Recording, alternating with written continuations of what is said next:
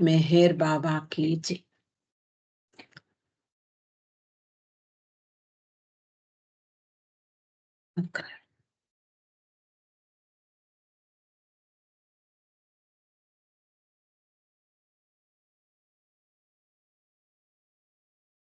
अवतार मेहर बाबा की जय। The Joyce path. మనం ప్రతిరోజు బాబా కృపా కటాక్షంతో ఈ పుస్తకాన్ని చదువుకుంటూ ఉన్నాము. మణి చెప్పినటువంటి అనేక విషయాలు, మండలి హాల్లో తన బాబా ప్రేమికులకు పంచేటటువంటి అనేక విషయాల్ని మనం తెలుసుకుంటూ ఉన్నాం. గురుప్రసాద్లోను అలాగే బాబా దర్శన కార్యక్రమాల్లోనూ జరిగినటువంటి విషయాలన్నీ కూడా అంటే వినోదం కలిగించేవి లేదా తమాషా అయిన సంఘటనలు ఇవన్నీ కూడా మనకి చెప్తోంది. కొన్నిసార్లు యాదృచ్ఛికంగా కూడా కొన్ని విషయాలు జరిగినప్పుడు బాబా వాటిని ఎంతో ఎంజాయ్ చేసేవారు. బాబా ప్రేమికుల పిల్లలు కూడా బాబా దర్శనానికి వస్తూ ఉండేవారు. అలాగే వాళ్ళు బాబా గురించి అంటే బాబా సెంటర్లో, పూనా సెంటర్లో ఒక డ్రామా కూడా వేశారట ఒకసారి. గత అవతారాల గురించి ఆ డ్రామా ఉంది. ఎంతో అపురూపంగా ఉంది ఆ నాటకం. అందులో చాలా మంది పిల్లలే పాల్గొన్నారు.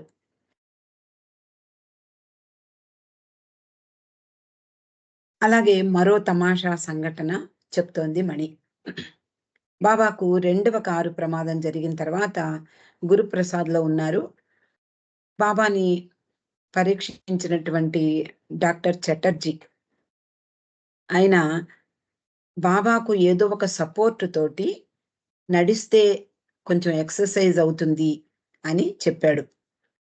పిల్లలను కూర్చోపెట్టి త్రోసే బండి ఉంటుంది, స్ట్రాలర్ అంటాం, అది తీసుకొచ్చారట మండలి వారు. గురుప్రసాద్ వరండా అంతా కూడా చాలా విశాలంగా ఉంటుంది. 4 వైపులా ఈ వరండా చాలా విస్తరించి ఉంటుంది. ఆ చివరి నుండి ఈ చివరి వరకు బాబా ఆ స్ట్రాలర్ని తోసుకుంటూ నడుస్తూ ఉండేవారు. అందులో ఏదైనా బరువు లేకపోతే అది తేలిపోతుంది. కాబట్టి బరువుకి ఏం చెయ్యాలి అని ఆలోచించారట. బాబా తన సోదరుడైనటువంటి జాల్ని చూపించారట. అతడు కూర్చుని ఉంటే బాబా ఆ స్ట్రాలర్ని ఆ గురుప్రసాద్ వరండాలో అట్నుంచి ఇటు, ఇట్నుంచి అటు నడుస్తూ దాన్ని తోసి వ్యాయామం చేస్తూ ఉండేవారు. మర్నాటి నుండి మండలి వారు అందులో ఒక పెద్ద రాయిని పెట్టారు బరువు కోసం. ఇక్కడ మణి చెప్పలేదు కానీ డాక్టర్ దేశ్ముఖ్ ఈ సమయంలో ఒకసారి గురుప్రసాద్కి వచ్చాడు. వచ్చినప్పుడు బాబా ఆ స్ట్రాలర్లో రాతిని పెట్టి తోస్తూ ఉంటే, అబ్బా రాయి ఎంత అదృష్టం చేసుకుంది, అదే ఆ స్థానంలో నేనుంటే ఎంత బాగుండు అనుకున్నట్ట. అంటే వెంటనే బాబా సర్వజ్ఞుడు, ఆయనకి తెలియందేమీ లేదు కదా. అతని మనసులో కోరిక తెలిసి బాబా అతన్ని కూర్చోబెట్టి తోశారట. అది కూడా తమాషాగా అనిపించింది మండలి వారికి. ఒకసారి గురుప్రసాద్లోని పెద్ద హాల్లో, అక్కడ ఉన్నటువంటి పెద్ద హాల్లో దర్శన కార్యక్రమం జరిగింది. ఆ సమయంలో 2 అమెరికా స్త్రీలు వచ్చారు. వాళ్ళు బాబా చూడ్డానికి కాదు, బాబా దర్శనానికి కాకుండా ఎవరో వాళ్ళ ఫ్రెండ్స్ బాబా దర్శనానికి వస్తుంటే వాళ్ళను కలవడానికి గురుప్రసాద్కి వచ్చారు. వాళ్ళిద్దరూ మరి వాళ్ళకి వేరే పనేం లేదు. బాబా అంటే ఎవరో తెలీదు, బాబా గురించి కూడా తెలీదు. కేవలం తమ స్నేహితుల్ని చూడ్డానికి గురుప్రసాద్‌కొచ్చారు. అందరితో పాటు వాళ్ళు కూడా కుర్చీల్లో కూర్చున్నారు. అంతేకాకుండా వాళ్ళు ఈ కార్యక్రమం అంతా కూడా చూస్తూ ఉన్నారు. బాబాని, అలాగే అక్కడ జరిగేటటువంటి విషయాలు, అక్కడే బాబాని దర్శించేటటువంటి అనేక మంది ప్రజలు వీళ్ళందరిని కూడా వాళ్ళు ఇద్దరూ చూసి చాలా ఆనందిస్తున్నారు. వాళ్ళు బాబా ప్రేమికులు కారు. ఆ సమయంలో బాబా పూర్తిగా తన దృష్టిని తన ప్రేమికుల మీద పెట్టారు. సాధారణంగా అలాగే జరుగుతుంది. మనం రోజు ఈ దర్శన కార్యక్రమాల గురించి చదువుకుంటూ ఉన్నాం. తన ప్రేమికులను పలకరిస్తూ పూర్తిగా వాళ్ళతో ఎంగేజ్ అయిపోయారు బాబా.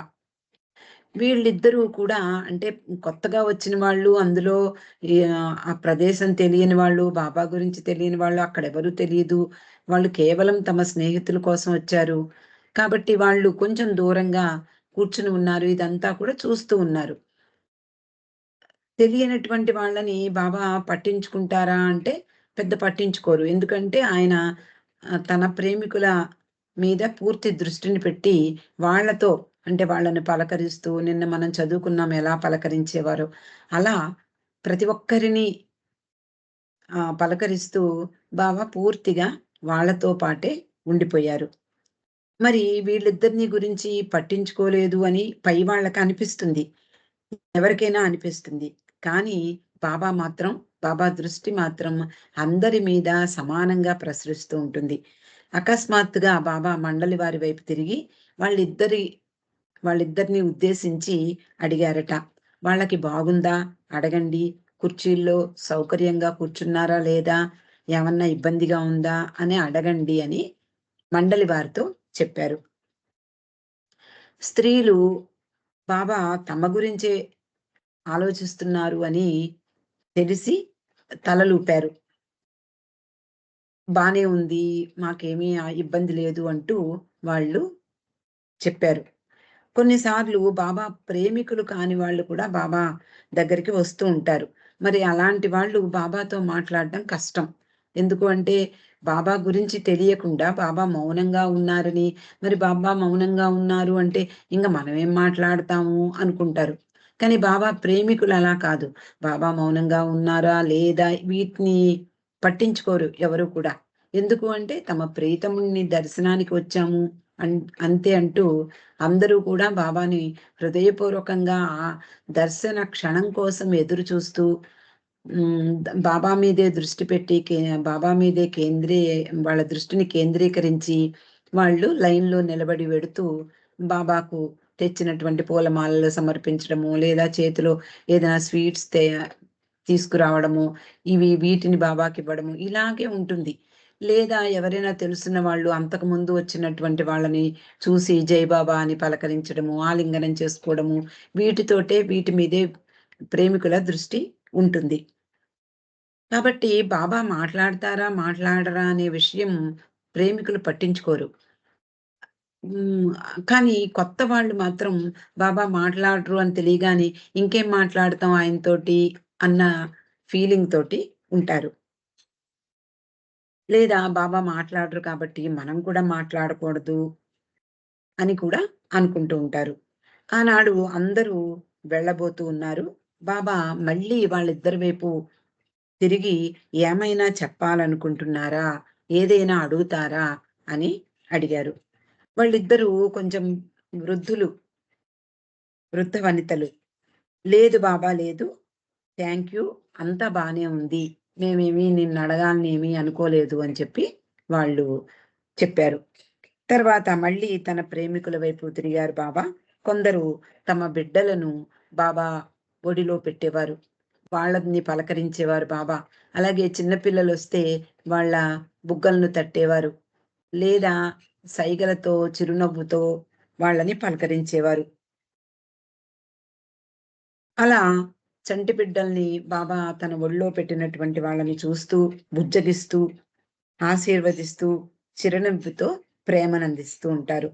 కానీ అంతలో మళ్ళీ బాబా ఆ స్త్రీల వైపే తిరిగి, "ఏదైనా మీకు అడగాలని ఉందా? లేదా ఏదైనా చెప్తారా?" అని మళ్ళీ అడిగారు. అప్పుడు వారిలో ఒక స్త్రీ అంటే వాళ్ళ మనసులో ఏదుందో దాన్ని బయటికి లాగుతూ ఉంటారు బాబా. అలా మళ్ళీ అడిగేటప్పటికి ఆహ్, అందులో ఒక స్త్రీ అంటుంది, "అవును బాబా! ఒక చిన్న విషయం ఉంది" అని చెప్తుంది. బాబా చెప్పు చెప్పు అన్నారు. ఆమె, "బాబా నిన్ను నేను భగవంతునిగా అంగీకరించలేకపోతున్నందుకు నాకు విచారంగానే ఉంది." అంటే నిజాయితీగా చెప్తోంది. మామూలుగా హ్మ్. హ్మ్. మనం పక్క వాళ్ళు ఏమనుకుంటారో, లేదా బాబా ఏమనుకుంటారో అన్నట్లుగా బాబా నిన్ను ప్రేమిస్తున్నాను అని అనలేదు. లేదా నువ్వెవరో నాకు తెలీదు గూడా అనలేదు. కానీ నిన్ను అందరూ భగవంతుడిగా కీర్తిస్తున్నారు. నిన్ను నేను భగవంతుడిగా అంగీకరించలేకపోతున్నాను బాబా అంటూ నిజాయితీగా ఒప్పుకుంటూ, కానీ నిన్ను నేను ఫ్రెండ్‌గా తీసుకోవచ్చా అని అడిగింది. మరి, మరి భగవంతుడైనటువంటి నిన్ను నేను ఫ్రెండ్‌గా తీసుకుంటే బాగుంటుందా? Is it okay for you అన్నట్టుగా అడిగింది. అప్పుడు బాబా అంటున్నారు, వై నాట్? ఆనందంగా గుర్తుంచుకోండి. నేనెప్పటికీ బెస్ట్ ఫ్రెండ్‌నే. నా అంత బెస్ట్ ఫ్రెండ్ ప్రపంచంలో ఎవ్వరు ఉండరు. మీ ఫ్రెండ్‌గా చేసుకోండి. లేదా మీ బ్రదర్‌గా చేసుకోండి. లేదా మీ ఫాదర్‌గా, మదర్‌గా, తల్లిగా, తండ్రిగా, సోదరునిగా ఎలా తీసుకున్నా పర్వాలేదు. నన్ను మీతో ఉంచుకోండి అన్నారు. మీరే ఏ రకంగా భావించినా అదే నేనవుతాను. మీరు భగవంతుడిగా భావిస్తే భగవంతుడినే అవుతాను. లేదా తల్లిగా భావిస్తే తల్లినే అవుతాను. తండ్రిగా భావిస్తే తండ్రినే అవుతాను. ఎలాగైనా తీసుకోండి. నువ్వు చెప్పినట్లు నన్ను నీ ఫ్రెండ్‌గా తీసుకో. నేనే బెస్ట్ ఫ్రెండ్‌ని అని చెప్పారు. అంతలో ఇలా చెప్తూ ఆయన చాలా గంభీరంగా మారిపోయారు. వాళ్ళతోటి అంటున్నారు, మీరు నేను చెప్పినట్లు తల్లిగా, తండ్రిగా, సోదరునిగా, ఫ్రెండ్‌గా తీసుకోండి. లేదా నన్ను భగవంతునిగా తీసుకోండి. ఎలాగైనా అంటే మీ భావం ఎలా ఉందో అలాగే నేను అవుతాను. కానీ మీరు మధ్య రకంగా మాత్రం ఆలోచించకండి. అంటే బాబా అంటున్నారు. హ్మ్. ఒక మహాత్మునిగాను, ఒక గురువుగాను, ఒక సాధువుగాను మాత్రం తీసుకోకండి. వాళ్ళందరికీ వాళ్ళ ఆ స్థాయిలో నేను లేను. అటు అంటే దైవీ మానవునిగా, అటు దైవంగానేనా ఉంటాను. ఇటు సాధారణ మానవునిగానేనా నన్ను తీసుకోవచ్చు. అంతేకాని మధ్య రకంగా ఒక సాధువు, లేకపోతే ఒక సంతుగా, ఒక మహానుభావునిగా అలా తీసుకోకండి అని బాబా చెప్పారు. వాళ్ళు లేదు బాబా, లేదు. మేము నిన్ను మా బెస్ట్ ఫ్రెండ్‌గా తీసుకుంటాము అంటే, వాళ్ళిద్దరూ చాలా సంతోషించారు. వాళ్ళ సమాధానం విని బాబా కూడా చాలా సంతోషించారు. అందులో ఒక స్త్రీ కళాకారిణి. వారు బాబాకు తరచూ ఉత్తరాలు రాస్తూ ఉండేవారట. దా ఈ సమావేశం తర్వాత. తర్వాత జిమ్ రీవ్స్ అనే ఒక గాయకుని విషయం చెప్తోంది మళ్ళీ. తర్వాతి సంవత్సరాలలో మణి మండలి హాల్లోకి ఒక రికార్డ్ ప్లేయర్‌ని తీసుకొచ్చేది. Portable record player. మనము ఇదివరకి వాడేవాళ్ళం. ఆ రికార్డ్ ప్లేయర్‌లన్నీ కూడా. తర్వాత మనకి టెక్నాలజీ పెరిగి అవి పక్కన మూల పడిపోయాయి. అలాగే ఆ రోజుల్లో బాబా వినే ఆ రికార్డ్ ప్లేయర్‌లు అంటే ఒక పెద్ద ఆహ్, రికార్డ్స్ ఉంటాయి. పెద్ద పెద్ద రికార్డ్స్. పెద్ద పెద్ద పళ్ళాల్లాగా. వాటిని ముల్లు మీద పెట్టి ఆ రికార్డ్ ప్లేయర్ ద్వారా బాబా వింటూ ఉండేవారు. అలా తర్వాత ఈ రికార్డ్ ప్లేయర్స్ చిన్న మినీ రికార్డ్ ప్లేయర్స్ కూడా వచ్చాయి. అలాంటి పోర్టబుల్ రికార్డ్ ప్లేయర్‌ని మణి మండలి హాల్లోకి ఒకరోజు తీసుకువచ్చింది. ఇదంతా కూడా బాబా దేహత్యాగం చేసిన తర్వాతి రోజులు ఇవన్నీ కూడా. అందరూ బాబా ప్రేమికులందరూ వస్తారు, యాత్రికులొస్తారు. వాళ్ళకి ఇవన్నీ కూడా వినిపిస్తూ ఉంటుంది. ఈరోజు మనం కొన్ని రికార్డ్స్ విందాము అంటూ హ్మ్. ఆవిడ ఆన్ చేసింది రికార్డ్ ప్లేయర్‌ని. ముఖ్యంగా జిమ్ రీవ్స్ రికార్డ్. ఈ జిమ్ రీవ్స్ రికార్డ్స్ మనకిప్పుడు యూట్యూబ్‌లో కూడా మనకి దొరుకుతాయి. ఆయన చాలా బాగా పాడతాడు. బాబా చెప్తోంది మణి. మండలి హాల్‌లో ఆ రికార్డ్ ప్లేయర్‌ని తీసుకొచ్చి అక్కడ పెట్టి, అక్కడ కూర్చుని చెప్తోంది. బాబా ఈ కుర్చీలోనే కూర్చుని ఉండగా జిమ్ రికార్డ్స్ మొదటిసారి విన్నారు. అది 1967వ సంవత్సరం. ఆది జూనియర్ అంటే బాబా సోదరుడు లండన్ నుండి పంపించాడు. మేము ఆ రికార్డ్‌ని ప్లే చేసినప్పుడు బాబా చాలా ఇష్టపడ్డారు. బాబా ఎప్పుడూ ఆయన హృదయాన్ని టచ్ చేశాయని చెప్పేవారు. అంటే అద్భుతమైనటువంటి సంగీతం కానీ, అలాగే అందులో కానీ బాబాను చాలా ముగ్ధుడిని చేసేది.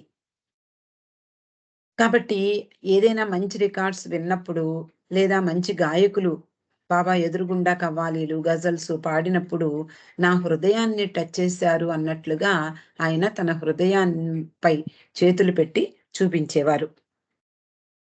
అలా 1967వ సంవత్సరంలో ఆది జూనియర్ పంపించిన ఈ జిమ్ రీవ్స్ అనే గాయకుని రికార్డ్స్ మొట్టమొదటిసారి బాబా విన్నారట. చాలా ఇష్టపడ్డారు. ఆ తర్వాత బాబా అన్నారు, భారతీయ సంగీతంలో బేగం అఖ్తర్ లా తన హృదయాన్ని టచ్ చేసినటువంటి గాయకుడు, పాశ్చాత్య గాయకుడు ఈ జిమ్ రీవ్స్ అని బాబా చెప్పారు. ఆయనకొక సర్టిఫికేట్ ఇచ్చారు. భారతదేశంలో ఎంత బేగం అఖ్తర్ ఎంత గొప్ప గాయకురాలో, ఆ విధంగా నా హృదయాన్ని టచ్ చేసింది జిమ్ రీవ్స్ గానం కూడాను అని బాబా చెప్పారు.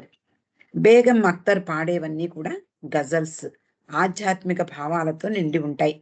జిమ్ పాటల్లో కొన్ని పదాలు బాబాకు చాలా నచ్చాయి. అలాగే బాబా ఇతరుల స్వరాలను, అలాగే ఇతరులు పాడే పాటలను చాలా ఇష్టపడేవారు. 1968లో గురుప్రసాద్‌లో ఉన్నారు. బాబా చెప్పారు, పూనాలో దొరికేటటువంటి జిమ్ రికార్డ్స్‌ని తీసుకురండి అన్నారు. అలా పూనాలో ఉండగా వాళ్ళు జిమ్ రికార్డ్స్‌ని తీసుకొచ్చారు. వాటిని ప్లే చేశారు. ఈ జిమ్ రీవ్స్ పాటలన్నీ కూడా బాబా ఏకాంతవాసంలో చేసినటువంటి శ్రమ కారణంగా వచ్చినటువంటి అలసటను తీర్చేవిట. మనకందరికీ గుర్తుండే ఉంటుంది. 1968వ సంవత్సరంలో గురుప్రసాద్‌లో వేసవి కాలంలో ఉన్నప్పుడు బాబా పూర్తిగా బయట వ్యక్తుల్ని రానివ్వలేదు. గురుప్రసాద్ గేట్లు మూసేశారు. లోపల వాళ్ళు లోపలే ఉన్నారు. బయటికి ఎవరైనా వెళ్ళదలిస్తే కొన్నాళ్ళు వెళ్ళిపోయారు. అంతే తప్ప మళ్ళీ వాళ్ళు తిరిగి రాలే.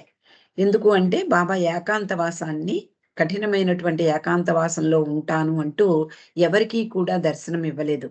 ఆహ్, చివరి సంవత్సరం. కాబట్టి ఈ మండలి వారు ఉన్న వాళ్ళందరూ కూడా ఏమాత్రము బాబాకి భంగం అంటే ఏకాంతవాసానికి భంగం కలగనీయకుండా చాలా జాగ్రత్తగా ఉండేవారు. బయట నుంచి ఫుడ్ కూడా వచ్చేది కాదు. ఎప్పుడు బింద్రా హౌస్ నుండి వీళ్ళందరికీ భోజనం వచ్చేది.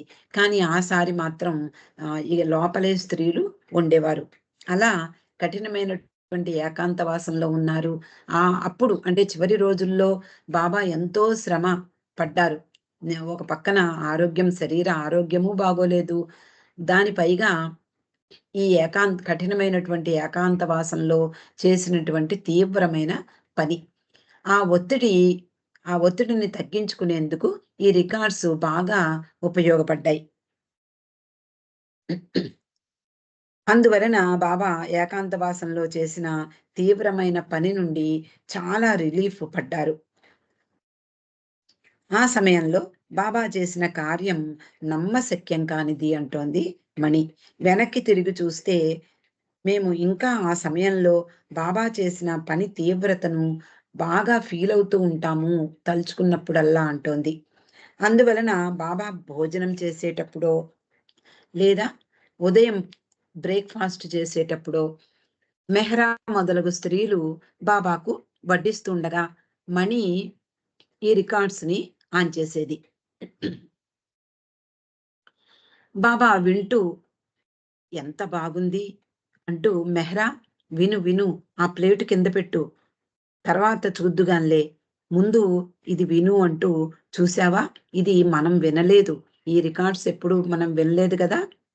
ఇది కొత్తది అంటూ మెహ్రాని జాగ్రత్తగా వినమని చెప్పేవారు. ఆ పాట ఏమిటి అంటే, there is a heartache following me. అంటే నా హృదయ వేదన నన్ను నా వెంటబడుతోంది.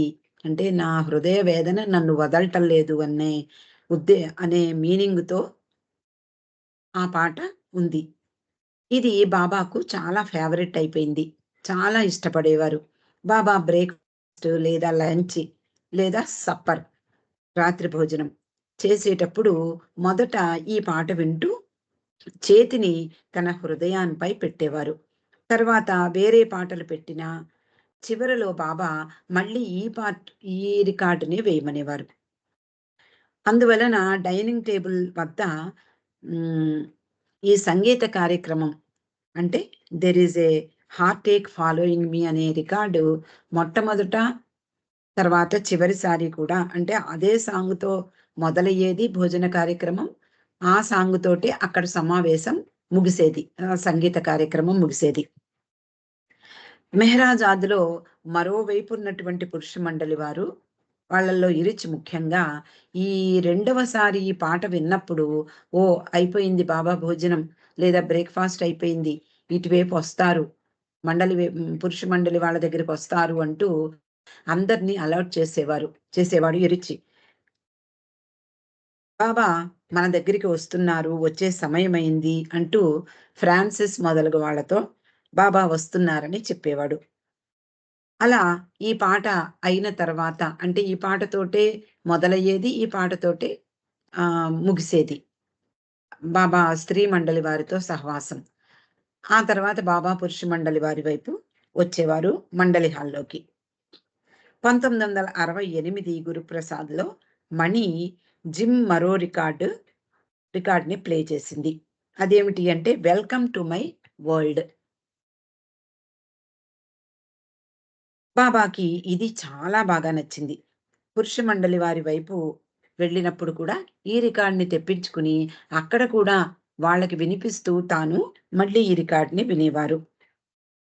లంచ్ అయ్యాక బాబా పురుష మండలి వైపు వెళ్ళి తెల్లని సాద్రాలో మెహరా చేతిపై తన చేతి నుంచి నడిచి వెళ్ళేవారు. మెహరా చేతిని ఆసరాగా తీసుకుని బాబా నెమ్మదిగా నడుస్తూ వెళ్ళేవారు. గోహెర్ ముందు వెళ్ళి అటు పురుష మండలి వారి వైపు వెడుతూంటే, పురుష మండలి వారిని బాబా లిఫ్ట్ చైర్‌ని తీసుకువెళ్ళవలసిందిగా పిలిచేది. లేదా బాబా తన గదిలోకి వెడుతుంటే, తలుపు వేసి ఉన్నటువంటి తలుపుని తీయడానికి గోహెర్ ముందుకు వెళ్ళేది. పురుష మండలి వారి వైపు ఉన్నటువంటి తలుపుని మూసేసేది. మనకిప్పుడు బాబా గదికి మనం వెళ్ళినప్పుడు, మెహరాజాద్ వెళ్ళినప్పుడు మనం చూస్తూ ఉంటాం. 2 వైపులా తలుపులుంటాయి.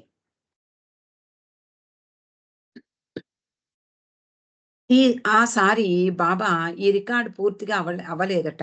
ఈ record పూర్తవ్వకుండానే Baba బయలుదేరెళ్ళిపోయారు.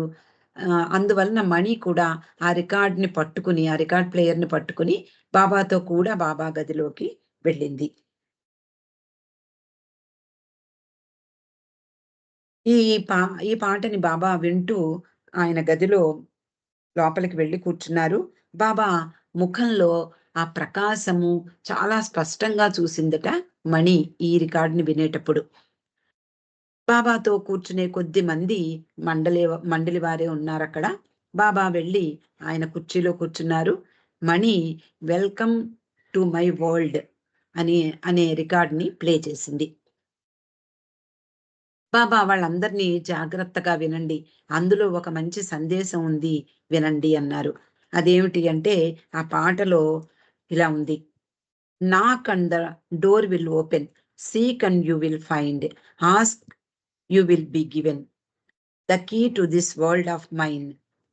I will be I will be waiting here with my arms unfurled. Waiting just for you. Welcome to my world. ఎంత గొప్ప పాటని ఇక్కడ బాబా వినండి, వినండి అన్నారు. అందుకని మనం కూడా వినడానికి దీన్ని చదివాను. ఇక్కడ దీంట్లో అర్థం ఏమిటి అంటే, knock and the door will open. తలుపు తట్టండి, ఆ తలుపు తప్పకుండా తెరుచుకుంటుంది. Seek and you will find. అన్వేషిస్తే నీకు తప్పకుండా దొరుకుతుంది. Ask and you will be given. నువ్వు అడిగితే తప్పకుండా ఇవ్వబడుతుంది. The key to this world of mind. ఈ నా ప్రపంచం యొక్క తాళం చెవి ఇది.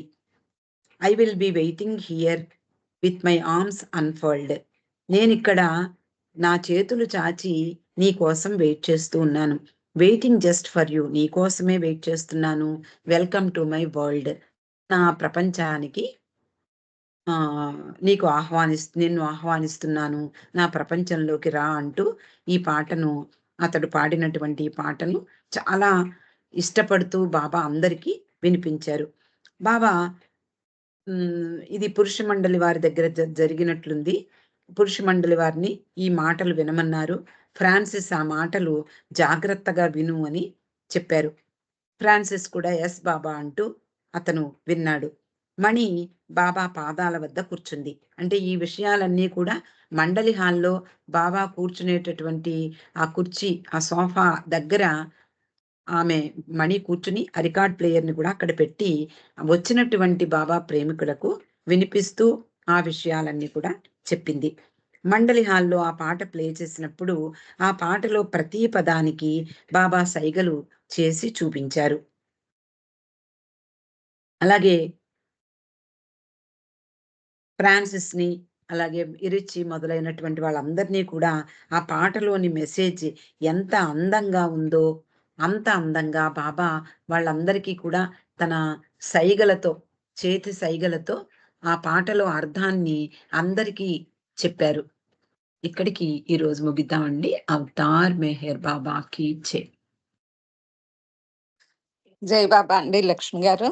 మీరు రోజు ఎంతో